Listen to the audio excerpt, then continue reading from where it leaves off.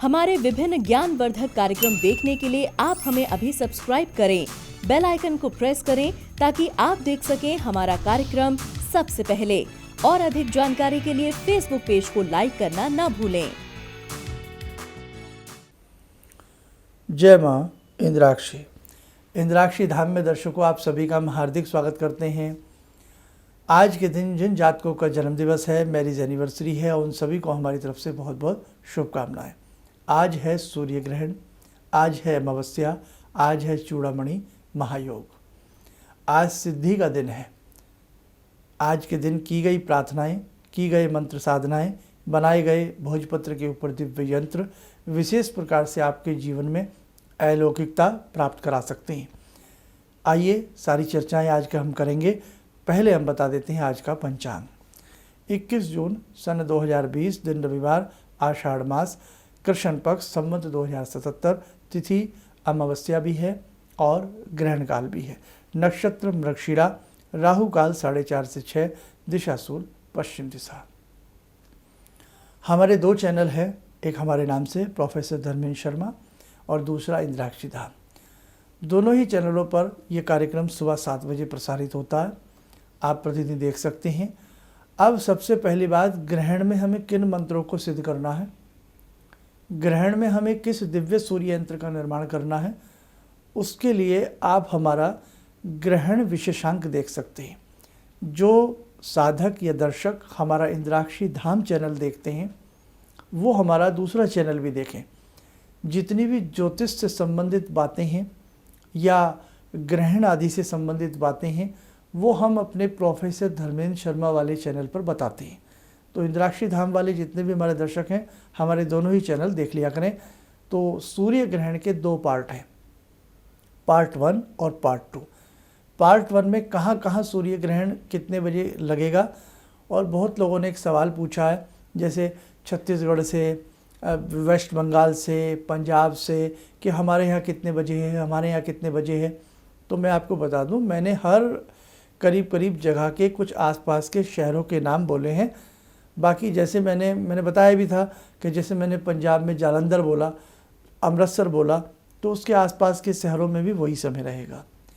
मैंने रायपुर बोला तो छत्तीसगढ़ में जो भी आसपास वो शहर हैं वही रहेंगे। तो ये ऐसा आप समझ लिया करें। मैंने वेस्ट बंगाल में जैसे सिलीगुड़ी बोला और ऐसी कोई चीज़ें बोली तो उसके आसपास वही समय रहता है, बहुत ज़्यादा फर्क नहीं आता। लेकिन कुल मिलाकर के 10 बजे से लेकर के आज 2 बजे के मध्याह्न ये ग्रहण काल रहेगा।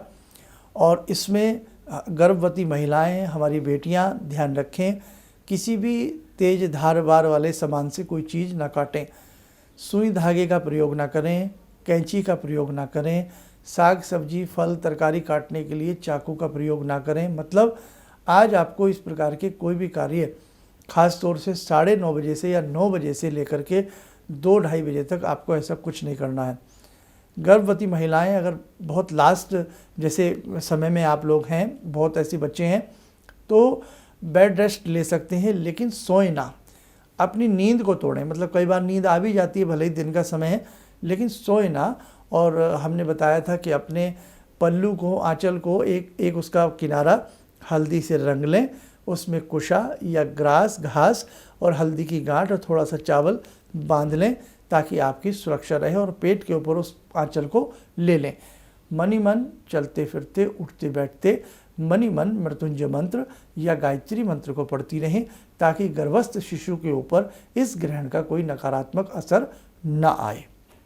ठीक है, अब हम करते हैं भोजन वालों के लिए बात। प्रयास किया जाए ये 10 बजे से 2 बजे के बीच में हम भोजन ग्रहण ना करें। अगर आप डायबिटिक पेशेंट हैं या कोई ऐसी विशेष दिक्कत है तो फ्रूट ले सकते हैं, फल ले सकते हैं या कोई हल्का फुल्का आहार ले सकते हैं। लेकिन कोशिश ये की जाए आज का जो भोजन है वो आप 2 बजे के बाद ही बनाएं तो ज़्यादा अच्छा है। और आपको जैसे कि मालूम है कल रात 10 बजे से ग्रहण का सूतक लग चुका है। सूर्य ग्रहण का सूतक 12 घंटे पहले लग जाता है। ठीक है, और ये 2:30 बजे तक इसका एंडिंग समापन हम मान लेंगे। उसके बाद आप भोजन पकाएं, बनाएं, खिलाएं, फिर किसी तरह का कोई वहम नहीं है। दूसरी बात, आज के दिन अपने घर के मंदिर में पूजा नहीं की जाती है, ना ही जो बाहर आसपास मंदिर होते हैं उनके कपाट भी शाम को ही खुलेंगे। आज आप 3 बजे से भी अपने घर की जो दैनिक पूजन आप करते हैं, करती हैं, अपने भगवान जी का स्नान वगैरह, बहुत लोगों ने लड्डू गोपाल बिठा रखे हैं, तो आज के दिन किसी भी तरह का भोग या पूजा अर्चना उस प्रकार से घर के मंदिर में उसके कपाट खोल करके या धूप दीप कर करके नहीं होगी।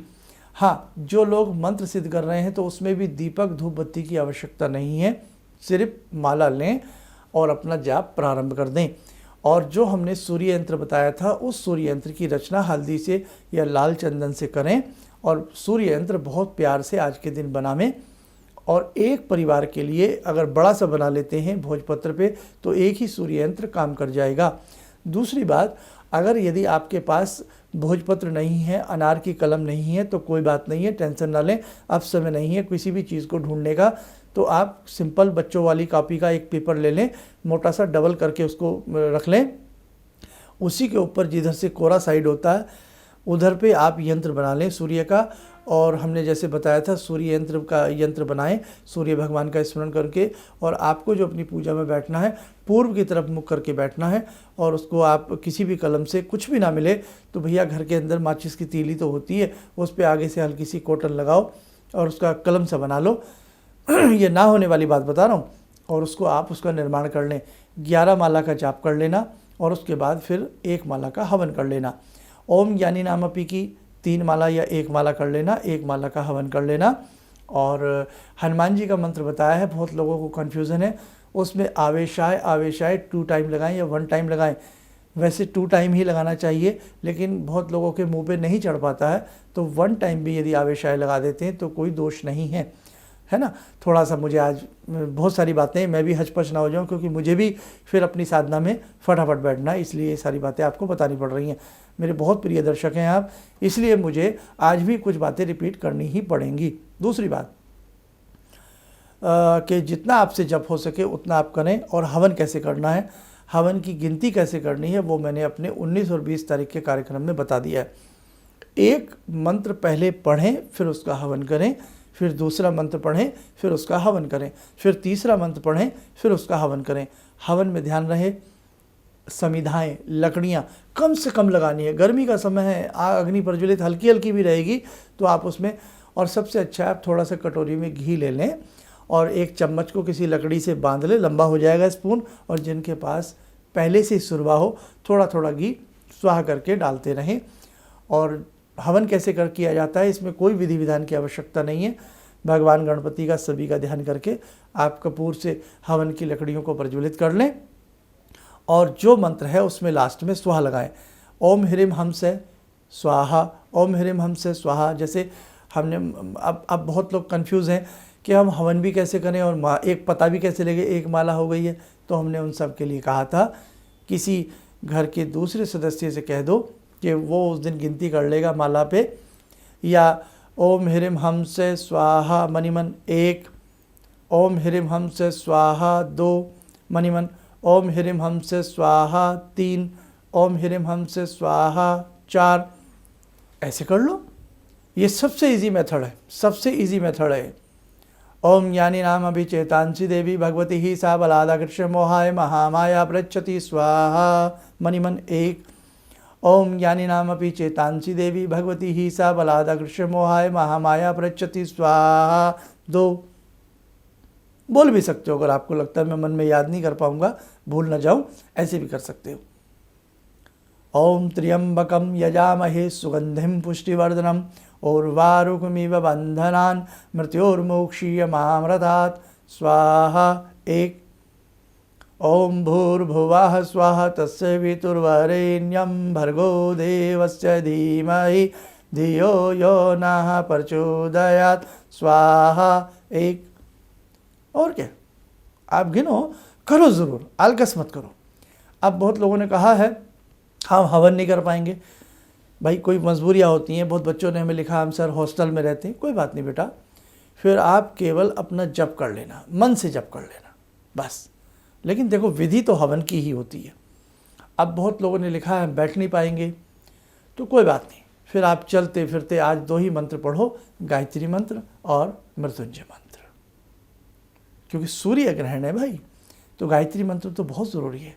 और जो मैंने सूर्य मंत्र बताया ओम ह्रीम हम से, ये पढ़ लो और अच्छा फल मिलेगा। शायद सारी बातें पूर्ण हो गई। अब 3 बार आज स्नान होगा। एक सुबह नहाए होंगे आप, है ना, बहुत लोग शायद अभी ना भी उठे हो भाई, तो एक सुबह स्नान, और जब आप पूजा पाठ पर बैठें तो दूसरा स्नान, और जब आप यज्ञ आदि या जप आदि सब कुछ कर लें और 2 सवा 2 बज जाएँ, उसके बाद क्षमा प्रार्थना मांग के हर देवी देवता से जो भी आपने मंत्र आदि पढ़े हैं कि हे प्रभु आवाहनम न जानामि नैव जानामि पूजनम विसर्जनम न जानामि अक्षरस्य परमेश्वरे मंत्रहीनम क्रियाहीनम भक्तिहीनम सुरेश्वरे यत् पूजितम मया देव परिपूर्णम तदस्तु में, या हे भगवान मैं इतनी अच्छी विधि विधान नहीं जानता हूँ, मैं विद्वान नहीं हूँ, जैसा भी मुझसे बन पड़ा है हे परमात्मा इसे आप स्वीकार करें, मुझसे कोई भूल चूक हो गई हो तो मुझे उसके लिए क्षमा करें। उठ जाएं, सारा सामान अच्छे से संगवा वगैरह के, थोड़ी देर, गर्मी का समय है, थोड़ी देर आराम से अपना पसीना वसीना सुखा के आराम करके, और फिर 20-25 मिनट बाद आप स्नान कर लें, कपड़े चेंज कर लें, और जो यज्ञ में कपड़े पहने थे ये बाद में कभी भी शाम को या अगले दिन इन्हें वॉश करके धो के आप काम में लाइए, कोई दिक्कत नहीं, कोई वहम नहीं है। और इसी ग्रहण काल के बीच में अगर आपने कोई दान करना है गेहूं का या किसी भी चीज़ का, तो आप नहीं खरीद पाए हैं तो उसके नाम से कुछ पैसे निकाल के रख लें कि परमात्मा ये मैंने कुछ अंश निकाला है और इससे मैं इस ग्रहण रूप में हे सूर्य नारायण मैं कुछ दान पुण्य करूँगा, आप बस मेरे ऊपर कृपा करें। हमारे ऋषि परंपरा, हमारे ऋषि मंडल, हमारी देव सत्ताएं हमारे ऊपर कृपा करें, और ये मेरी जो हैसियत थी मैंने उस हैसियत के हिसाब से ये पैसा निकाला, उस पैसे से आप किसी गरीब को कुछ भी दिला सकते हो, ऐसा भी हम कर सकते हैं। ठीक है, 3 बार स्नान होगा, ध्यान रखें।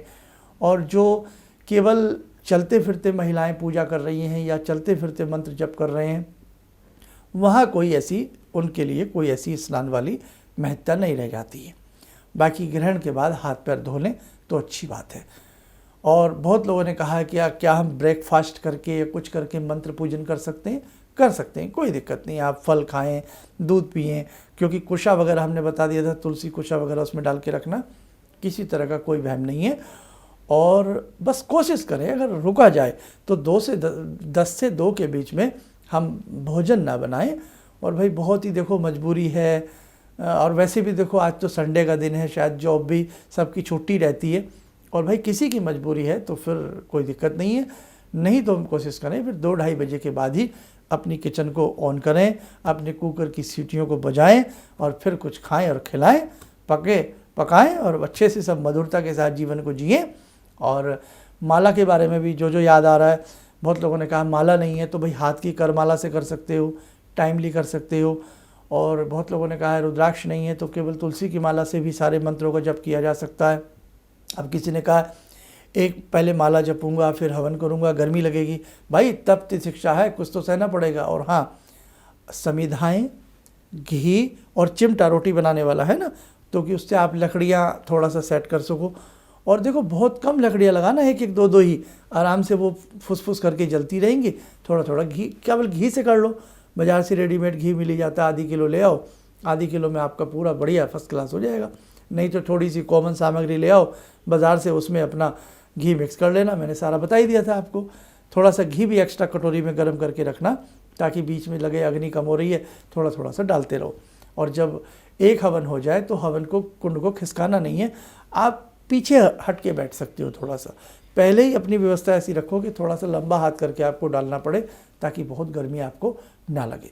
देखो अभी जो लोग पुराने खिलाड़ी हैं वो तो अच्छे से कर लेंगे, जो नए साधक मैदान में उतर रहे हैं उन्हें थोड़ा धुआं भी लगेगा, थोड़ी दिक्कत भी लगेगी, लेकिन कोई बात नहीं है। हमारे ऋषियों ने बहुत तप किया है, आपके बाबा दादा परदादा ने बहुत अच्छा पूजा पाठ किया है, तो आप भी मत डरिए, आप भी उस लाइन पे चलिए, परमात्मा सबके साथ रहते हैं। बाकी मेरी शुभ कामनाएं हैं, मेरे दर्शक जितने भी हैं, जितने भी साधु हैं, जितने भी साधक हैं, मतलब साधक हैं, साधु नहीं, जितने भी साधक हैं, उन सबको मेरी तरफ से बहुत बहुत शुभकामनाएं। आज आपका यज्ञ संपन्न हो अच्छे से, आज आपका पूजा पाठ सब अच्छे से हो जाए, मेरी सबके प्रति यही सहानुभूति है और शुभकामनाएं हैं। मुझसे कुछ ना बताया गया हो, या मुझसे कुछ छूट गया हो, या मुझसे कुछ गलत बताया गया हो, कोई त्रुटि रह गई हो, उसके लिए मैं आप सबसे क्षमा चाहता हूँ। और बस आप करिए, आपको आनंद आने लगेगा। आगे मैंने कहा था ना, आपको और हमें मिलके अभी बहुत बड़े बड़े कार्य करने हैं। अपने हिंदू रीति रिवाज पर हमें चलना है। हमारे शास्त्रों ने हमें जो शिक्षा दी है, हमारे ऋषियों ने हमें जो शिक्षा दी है, हमारे भगवान ने जो हमें समझाया है, हमें उस पर चलना है। हर व्यक्ति अपने धर्म पर चलता है, हम भी चलेंगे, कोई इसमें दिक्कत नहीं है। और मैंने अनेकों बार कहा है, यदि पेड़ अपनी जड़ से अलग हो जाएगा तो पत्ते, डाली, डंठल सब सूख जाएंगे। तो हमारा धर्म, हमारी जैसे पेड़ की जड़ें उसके लिए कीमती होती हैं, ऐसे ही हमारे लिए हमारा धर्म है। अपने धर्म से मेरे दर्शकों को कभी विमुख मत होना। और क्या बताऊं, कुछ याद आ नहीं रहा है, तो जितना भी मुझे याद आया वो मैंने आपको करीब करीब सब कुछ इसमें बता दिया है। बस अब आप अच्छे से अपनी तैयारी करिएगा। वीडियो लंबी नहीं बनाना चाहता, क्योंकि मुझे भी 10 बजे बैठना है। अब हो सकता है यही वीडियो मेरी आप रात को देख रहे हो 10 बजे, तो भाई मैं कह नहीं सकता इसलिए, लेकिन प्रतिदिन हमारी सुबह 7 बजे ये वीडियो आ जाती है। और जब आप इन मंत्रों को सिद्ध कर लेंगे, उसके बाद फिर प्रतिदिन इन मंत्रों की एक एक माला करते रहना। और बहुत लोगों ने ये भी लिखा है, कहा है कि आज के दिन हम कुछ और अन्य भी साधनाएं कर सकते हैं, अन्य भी मंत्र कर सकते हैं। अगर समय लगे तो आप बिल्कुल कर सकते हैं, या जो आपके मन में वो साधना कर सकते हैं। लेकिन आज के दिन शनि मंत्रों की सिद्धि ना करें, क्योंकि सूर्य ग्रहण है। केवल सूर्य से संबंधित या अन्य देवी देवताओं से संबंधित किसी भी प्रकार के मंत्र की सिद्धि साधना आप लोग करें तो आपको बिल्कुल बहुत अच्छे से लाभ की प्राप्ति होगी। और अच्छे से करना, मन से करना, डरना नहीं है, सब भगवान कृपा करेंगे। और ये कंकण सूर्य ग्रहण है, इसको देखना नहीं है, ठीक है? इसको देखने का कतई भी प्रयास न करें। कंकण सूर्य ग्रहण क्या होता है ये मैंने बता ही दिया था अपने सारे एपिसोड में, कि सूर्य और चंद्र के जो बिंब होते हैं तकरीबन समान होते हैं, लेकिन इनकी दूरी पृथ्वी से घटती और बढ़ती रहती है।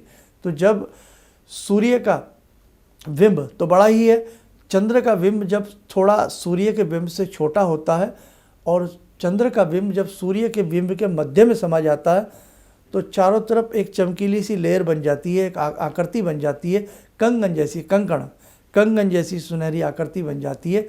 तो उस वक्त में विद्वानों ने इसका नाम कंकण सूर्य ग्रहण रखा है, ठीक है? तो बहुत बड़ा सूर्य ग्रहण है। और इस साल फिर इस संबंध में कोई दूसरा ग्रहण नहीं है। 24 दिसंबर को ग्रहण है, लेकिन वो भारत में दृश्यमान नहीं होगा। और हमारे दूसरे कंट्रियों में बैठे जो भी हमारे ऐसे परिजन हैं या हमारे देखने वाले हैं, तो वो भी इन साधनाओं को कर सकते हैं, किसी तरह की कोई दिक्कत वाली बात नहीं है। लेकिन ये ग्रहण 90% से भी ज़्यादा भारत में ही इसकी आज के दिन की मान्यता है। और जो पैसे आपने निकाले हैं वो किसी धर्मार्थ कार्य भी लगा सकते हो, या कोई राशन आदि आपने गेहूं वगैरह पहले से निकाला है तो उससे किसी की सेवा भी कर सकते हो। बाकी चर्चाएं हम आपके संग करते रहेंगे। इन्हीं शब्दों के साथ, अरे हाँ, आज की तो अभी ध्यानमाला रह गई, ध्यानमाला से तो जुड़ी जाइए। तो आइए माँ इंद्राक्षी से आपको जोड़ते हैं। आइए जुड़ें आज की दिव्य ध्यान साधना में माँ भगवती से। ॐ सिन्दूरारुण विग्रहां त्रिनयनां माणिक्यमूले स्फुरात् स्तारानायकशेखरं स्मितमुखी भापेन वक्षोरुवां पाणिभ्यामलपूर्णरत्नचषकां रत्नोत्परां बिभ्रति सौम्यां रत्नघटस्थरक्तचरणां ध्यायेत्पराम् अम्बिकां खड्गं चक्रगदेषु चापपरिगान् शूलम्बुशोण्डिं शिरा शङ्खं संदधतीं करे स्त्रीनयनां सर्वाङ्गभूषावृतां नीलास्मद्युतिमास्य पाददशकां सेवे महाकालिकां यामास्तो स्वपितैहरो कमलजो हन्तुं मधुं कैटवम् विद्युद्दामसमप्रभां मृगपते स्कन्दस्थितां भीषणां कन्या विहकरवालखेटविलसा धस्ताविरासेवितां हस्तैश्चक्रगदाशिखेटविशिखां चापं गुणं तर्जनीं विप्राणामलिलात्मिकां शशिधरां दुर्गां त्रिनेत्रां भजे। कवच बना लें, ध्यान करें, भगवती का आशीर्वाद सभी साधकों के ऊपर, सभी दर्शकों के ऊपर बरस रहा है। आपकी सुरक्षा हो, आपके परिवार की सुरक्षा हो।